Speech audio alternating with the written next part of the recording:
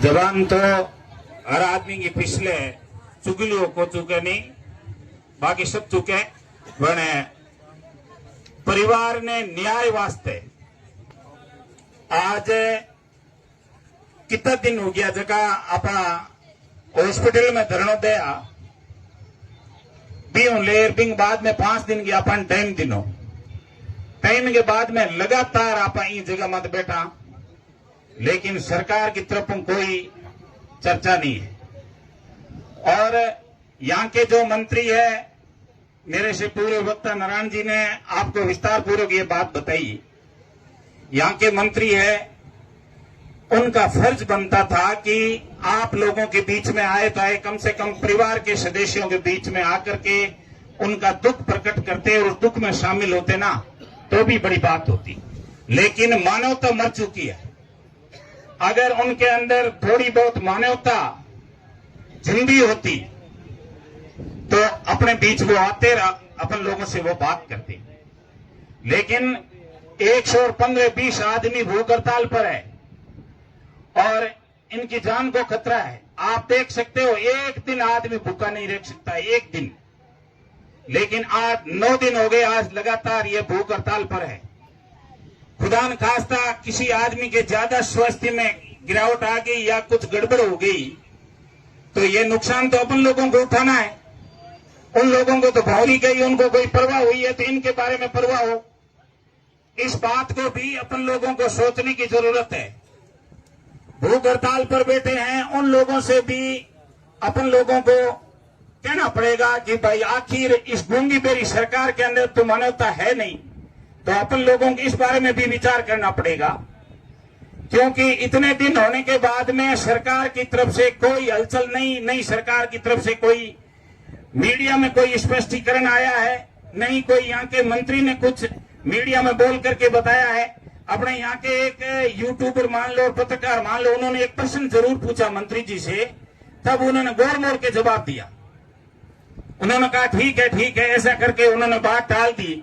जैसे आपको पता है, कुछ समय पहले महिलाओं की डिलीवरी के मामले में इनसे प्रश्न पूछा, तब इन्होंने, यही मंत्री थे, हंस करके जवाब दिया, ब्रेक के बाद मिलेंगे, ब्रेक के बाद मिलेंगे। जब कोई मानवता की बात आती है तब इन लोगों को हंसी आती है। उन लोगों से आप क्या उम्मीद रख सकते हो? अब मेरा तो आप लोगों से निवेदन है कि आप हर दिन थोड़ी मजबूती रखो। हम सबको पता है कि चौमासे का टाइम है, आना बड़ा मुश्किल है, लेकिन पुरुषों से ज्यादा महिलाओं की संख्या है। इस मातृशक्ति को तो मैं धन्यवाद देना चाहूंगा। और जितनी बार अपन लोगों ने बाजार में जुलूस निकाला, चाहे कैंडी मार्च निकाला, हर जगह इनकी उपस्थिति ज्यादा है। और आप लोगों से तो एक विशेष निवेदन है कि शांति बनाए रखना। चाहे आप कहीं पैदल मार्च के लिए जा रहे हो, आप कहीं जा रहे हो, लेकिन कई बार अपन चलते में कोई किसी चीज में हाथ डाल देना या कोई पोस्टर में हाथ देना या थाने के आगे आते हो तब हाय उल्ला कर देना, ऐसी हरकतें मत करो।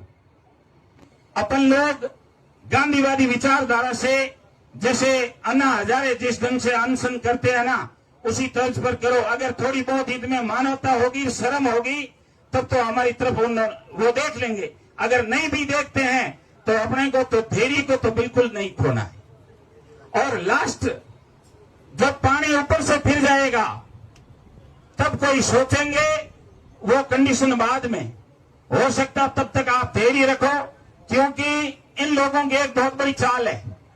कुछ दिन पहले लॉर्ड के अंदर अगर आप कोई सुरक्षित जगह मानते हो तब लोग भाग करके आते हैं, तब तो उनके दिमाग में एक बात होती है कि मैं थाने के आगे जाऊं तो मैं बच जाऊंगा। और थाने के आगे चाकूबाजी होती है, पुलिस प्रशासन मौन होता है उनके ऊपर। उनके आज दिन तक कोई आप डिटेल में, कोई आपके पास में न्यूज आई है क्या उस बारे में, चाकू के बारे में? क्यों?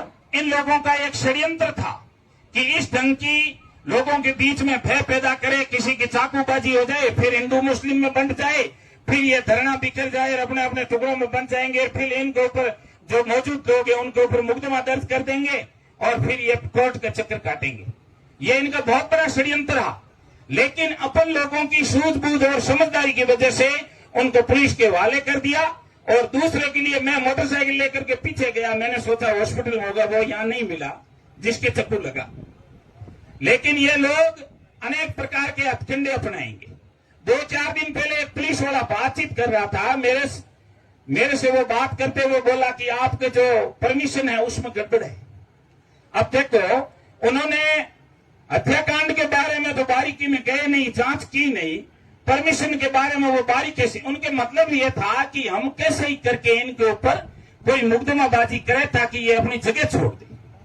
आप लोगों ने देखा होगा, यही एक कुछ समय पहले एक बार मंडी के अंदर हुआ और मंडी में बहुत सारे लोग थे, उन्होंने धरना प्रदर्शन किया, हाईवे जाम का उनके ऊपर मुकदमा ठोक दिया। तो अपन 2 बजे के बाद में यहां से पैदल मार्च के लिए निकलेंगे।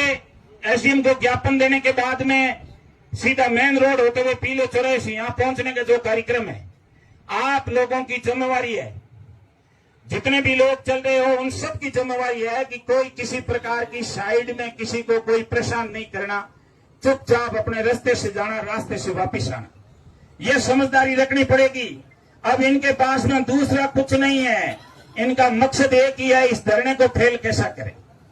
और जो भी निर्णय ये कमेटी लेगी, कमेटी आपको दिशा निर्देश देगी, उनके अनुसार आप लोगों को चलना है। ऐसा नहीं है मन मर्जी से कोई काम कर ले। और कमेटी जिस दिन कहेगी कि भाई अपन लोगों को इस दिन से ये कार्य करना है, उस दिन कर लेंगे, कोई बात नहीं है। लेकिन जब तक आप धैर्य बनाए रखो, लंबी बात नहीं करूंगा क्योंकि यहाँ खूब सारे वक्ता बैठे हैं।